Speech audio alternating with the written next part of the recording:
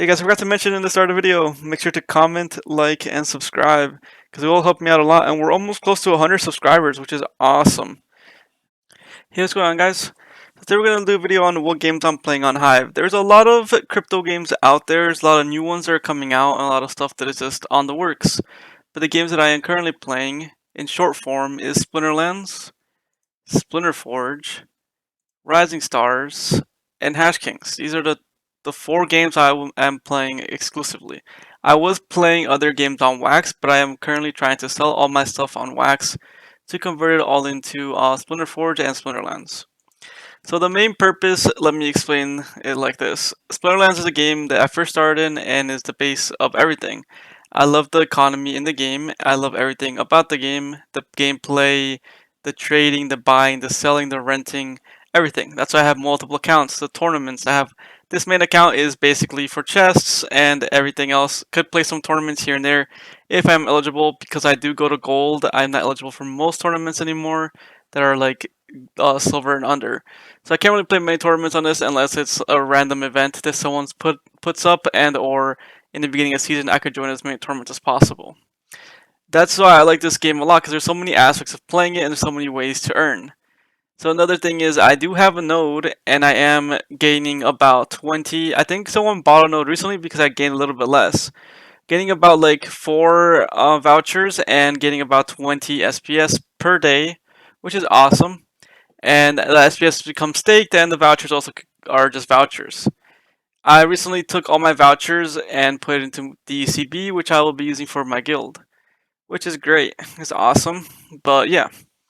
But pretty much using the vouchers and SPS now, I'm going to sell them off and split it 50-50. I'm going to sell it and put it half into Splinterlands and to buy cards, and I'm going to put half into Splinter Forge to upgrade my hero. So that's the basics of Splinterlands and why I'm playing this. Let's go to the probably the most high earning game right now for me. In the sense, for other people it might be different. They might be earning more in Splinterlands, but I believe that I'm earning way more in Splinter Forge right now. So Splinter Forge, I made a video on Splinterlands and Splinter Forge, a little beginner guide. I don't think they were the best guys. There's probably better ones out there, but in basics, Splinter Forge, I have been playing these bronze only, and I have been gaining leaderboard spots. So the last 3 bosses, I have gained 250 or 2,500. Like this one, I ranked from 90 to 100. I got 2,500. Then after that, the tournament after that, or not tournament, the boss after that, I gained 5,000 forge, and then I gained 750 forge. Last boss before this one was dead, and right now I am currently at 96th, which is 2,500 forge. I don't know if I'm gonna be able to be in leaderboards for this boss, because boss is a little trickier than the last one. I do have some time, and I also have a decent placement. Realistically, top 100 by the time the boss is dead is over like 20k points. Currently, that's around like if you get 20k points, you're gonna definitely be top 100. But I'm using these Forgiums and Electriums to upgrade my heroes. These are my heroes so far. This is the warrior, 6 attack, 2 speed, 10 armor, and 4 health. This is what I'm using as my main one right now, because I'm going strictly melee. I feel like warrior is good for beginners who are going strictly melee with inspire. And then we go to wizard. My wizard only has 2 attack, 2 speed, 8 armor, and 6 health. Has more health than my warrior, has less damage though. So that's why I have not been using this much, but I do have other stuff to upgrade. Like I do have my offhand here, it doesn't have a rune, and also my weapons have a rune. So I have a lot of things to upgrade still. And then we also get these ability buffs by the runes we put in there. Sorry if you guys can hear my dogs, they're going crazy right now. Same thing with Archer. Archer, I have an upgrade for 6, 3, 8, and 4. So typically this isn't the best setup for Archer. People like to have these all maxed out for whatever league it is and play only Hero and Llama and Conqueror or Kitty Llama or something along those lines, and that's the best option to get into leaderboards and get into high placements. But right now I'm not the best at Splinter Forge. I don't have the best runes ever. I can't play every single team that people are playing on leaderboards because I don't have the best runes. These is my collection. These are my epic collections, And right now, my goal in Splinter Forge is to increase everything to epics, especially the gear. I want to gear up epics only, and then I want to increase the runes to max level. But I want to have at least one rune of each type. So I want to have at least a melee rune at the top as possible. So right now I have an epic. But the melee rune, I do not have a melee rune. I do have a one here, but I will burn this eventually to get better stuff to get epics. I actually think I can't really. I could burn this, but I can't burn anything else, so that's why I am not burning it. So I could possibly burn these two. I think. Let's see. Yeah, I could burn the death monsters, and I could burn water, and I could burn melee. I only have water, and I only have melee. I can't burn anything else off of these runes. Off of these top ones, I could technically burn these and get them to epics, but I have some of these on my characters right now. And in commons, I have these commons, which I'll eventually burn all of these because some of these I do not even have. I have the rares versions, but some of them, like this one, doesn't have an upgraded, what's it called? I don't have a socket on it, so therefore I'm not gonna use it because I can't add any other runes to it. So I might as well use the commons for now until I have more Electrium to upgrade. But that's the basic idea of this game. Just I'm trying to hit leaderboards as much as possible and upgrade my account. And I am also taking half of Splinterland's profits and pushing it into here. And then another game that people probably haven't seen on my channel is Rising Stars. I'm still playing Rising Stars. Rising Stars hasn't been the best game right now. The coin values are really bad, and the economy in the game is really bad.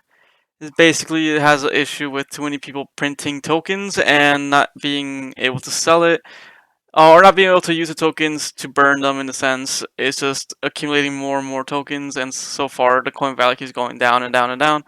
But the creator of Rising Stars is trying to figure out a way to stop people from just printing and printing and printing. But like I said, it's really hard to do, and really hard to fix the economy in this game. But I'm playing it because one of my guild members, is a really high level in this game and has a lot of stuff bought in this game, and he is making a good return on his money. He is, in the sense, this game is basically you have these things here, which is called like pretty much your energy in the sense, kind of like Splinter Forge, but you are doing missions here. This is all music based, and you are clicking these buttons here to be like, okay, this is a 15 energy mission. It's 5 minute duration. You need 20 level. You need 400 fans, and once you click it after 5 minutes, you will get rewarded either 10 to 600 star bits, and the star bits do have monetary value. And there's also so many other things in this game like music. You could do music promoting. You could do music lessons, which decrease your ego. Pretty much is what it does. If you have too much ego, you earn less. The idea of this game is basically to be a musician and try to get up through the ranks. I am kind of at the max ranks right now. There's nothing new yet, but the game's still in progress. It's still building up. And it is in a little bit of a decline right now, and has been in decline for months, but we'll see what happens throughout it. What I am doing with this game is I am creating as much star bits as possible. I'm not taking this game really seriously, so I'm just like clicking here and there. Sometimes I forget to click, but people are optimizing, and like every hour they do the hourly, or like they do every 5 minutes they do the 15 energy one.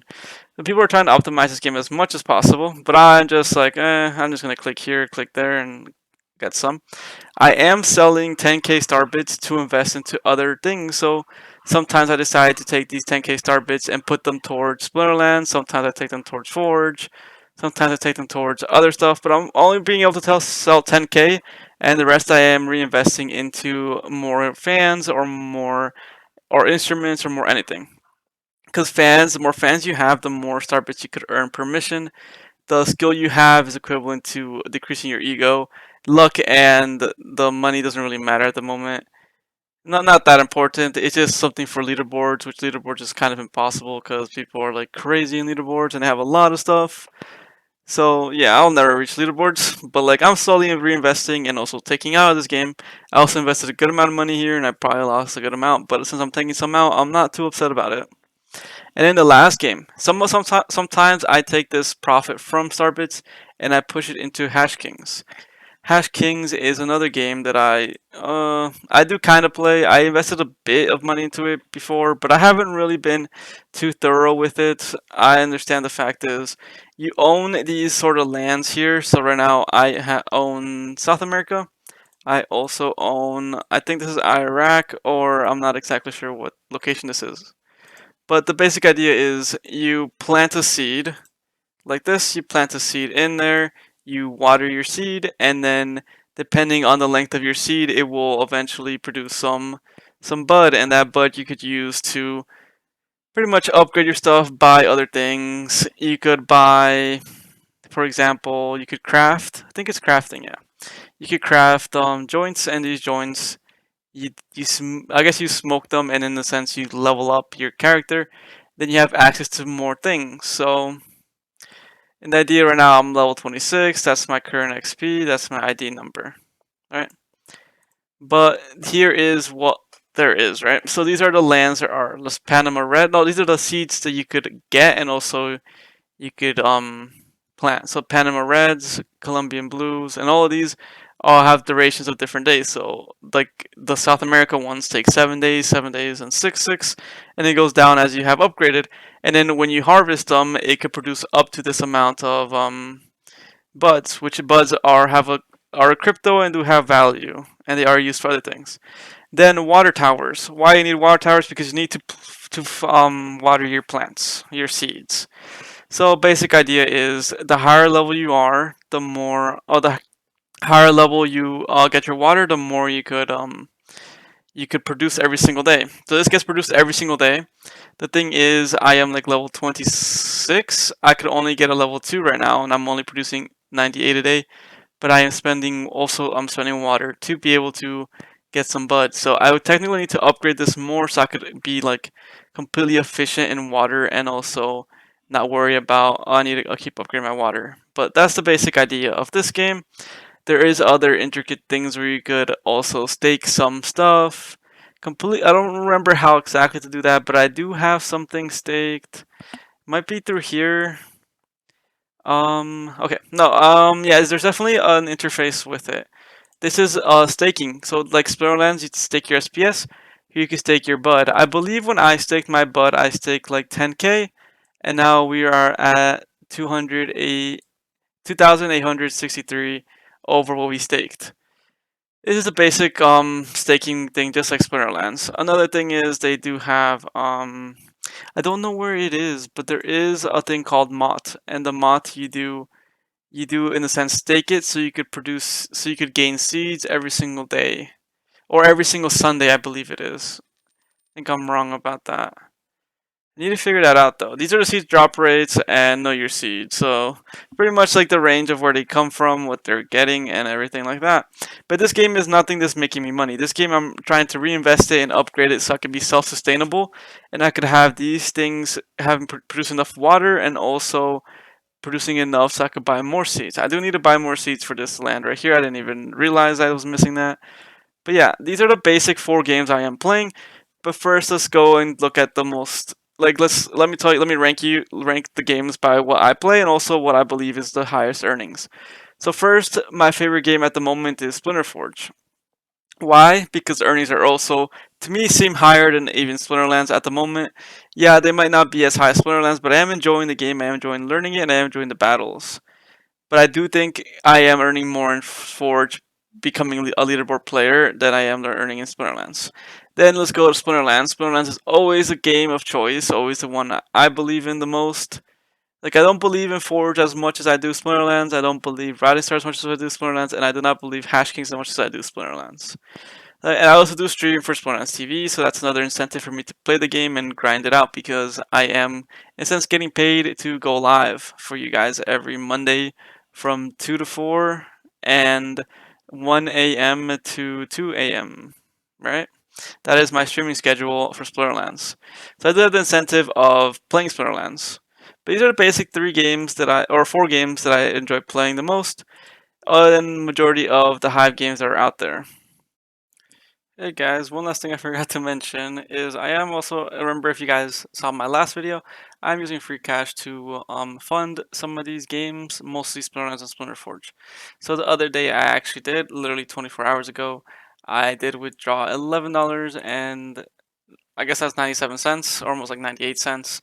I did withdraw that straight into Litecoin to Hive, and I did also put that into Splinter Forge and Splinterlands. That's how I opened, I think, 4 crates, which is crazy.